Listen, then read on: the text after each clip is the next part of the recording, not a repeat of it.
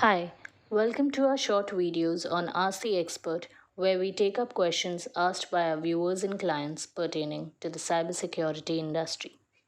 Most of these questions that we take up are posted on our YouTube channel that you can see on your screen. Do subscribe to our channel, which is a treasure trove of informative content on various industry standards, compliance and governance, and various cybersecurity pertinent information. You can see the link on the screen and read the description below to learn more about it. Do subscribe and click on the bell icon so you get notified about our latest video updates. Today, we have taken up a very interesting topic that will clear doubts of many organizations who are required to comply with the EU GDPR regulation. Organizations falling in the scope of GDPR regulations are often puzzled when it comes to deciding whether they are a data controller or a data processor. So, to clear their doubts, we have taken up this topic: Am I a data controller or a data processor? In our today's expert video. Let us understand these terminologies used in the regulation and learn to whom does each apply. The nature of GDPR regulation and its obligation depends on whether the organization is a controller, joint controller, or a processor. A data controller and a data processor have different roles and responsibilities. So, it is important to know the organization plays which role. It is essential that the organizations carefully consider their roles and responsibilities concerning the data processing activities to understand their GDPR obligations. GDPR imposes on both controllers as well as processors dealing with personal information. The regulation clearly outlines different roles and responsibilities expected from a data controller and a data processor. This way, they can be sure that they have done their bit to ensure compliance. That said, data controller have more obligations under the GDPR than processors do because they decide what personal data is collected, the purpose of collection, and exercise the ultimate control over the data.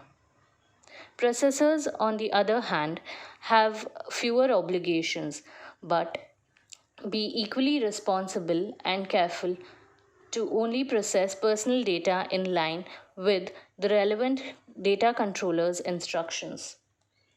Organizations need to know their status for each processing activity they undertake, as failure to comply with relevant obligations may result in breach of GDPR regulation.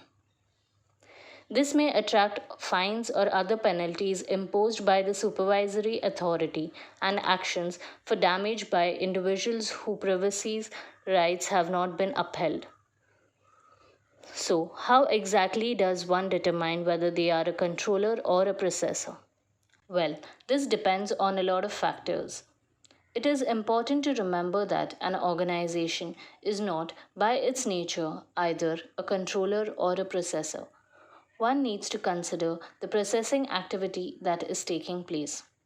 This simply means determining who has the control over the processing activity, or rather, who determines the purpose and the specific manner of processing the data.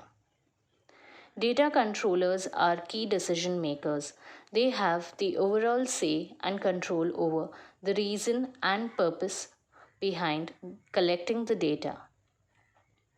A data controller could be a private company or any other legal entity, including an incorporated association, incorporated partnership, or a public authority. It could also be an individual, such as a partner in an unincorporated partnership, a sole trader, or any self employed professional. As an organization, you need to ask yourself the following questions to determine whether you are a controller or a processor. Did your organization decide to collect and process personal data? Did your organization determine the purpose of the data processing? Does your organization decide on how to use the data and towards what purpose? Did your organization decide what kind of personal data should be collected? Or does your organization take any decisions to keep the data in house or to share it with a third party?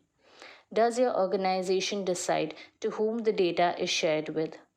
Will your organization commercially benefit from the processing activity? Are you solely in charge of how the data is processed?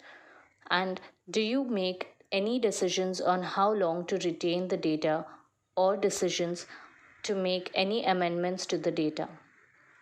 Well, if the answer to these questions is a yes, then you are a data controller based on your activities, roles, and responsibilities.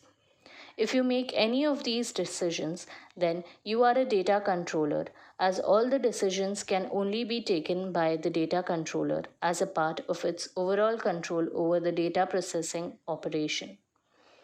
That said, organizations may even be a joint controller, having a shared purpose of processing the data.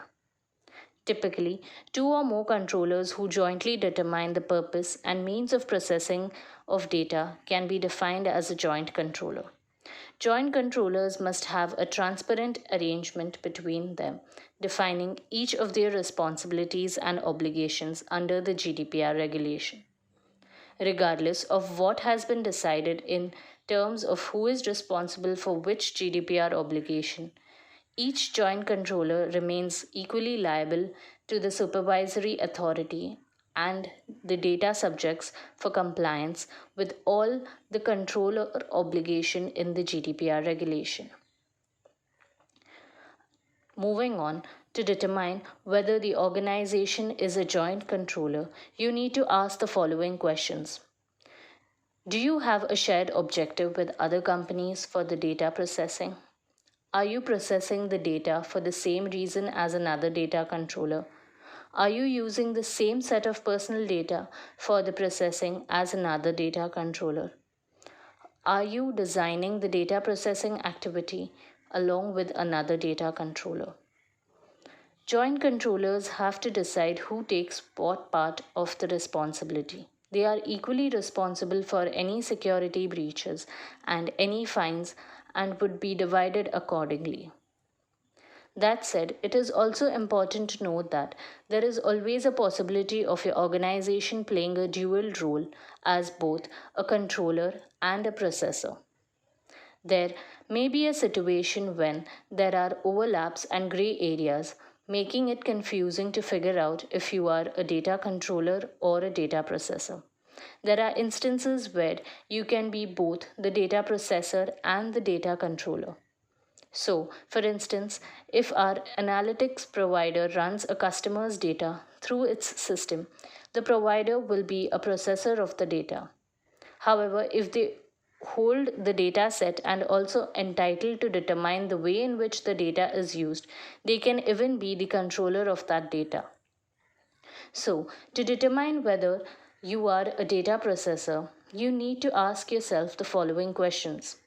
Are you processing personal data for someone else and as per their instruction? Were you given the personal data by a third party or rather instructed on the kind of data collected? Were you instructed about the lawful basis for which that data can be collected or used?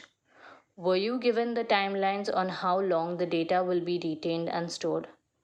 Were you given instructions on implementing data processing as a part of a contract with another company? Well, if the answer to these questions is a yes, then you are most likely a data processor. The roles and responsibilities of a data controller and data processors are increasingly important as organizations will have to maintain compliance with the GDPR regulation. So, understanding the difference between the two and how the roles that your organization serves in any particular scenario alters your responsibility and also your compliance towards the GDPR regulation. If you are still puzzled and have any queries, do drop us a mail on askus@vistainfosec.com and we'd be more than happy to help you. With this, we end our very informative session on the GDPR regulation. Hope this video turns out to be useful to you and clears all your doubts. If you have any other interesting topic that you would like us to take up, then do drop us a mail and we will surely take it up in our upcoming videos. You can even share your valuable feedback with us and help us make this video more useful to you. Until then, thank you.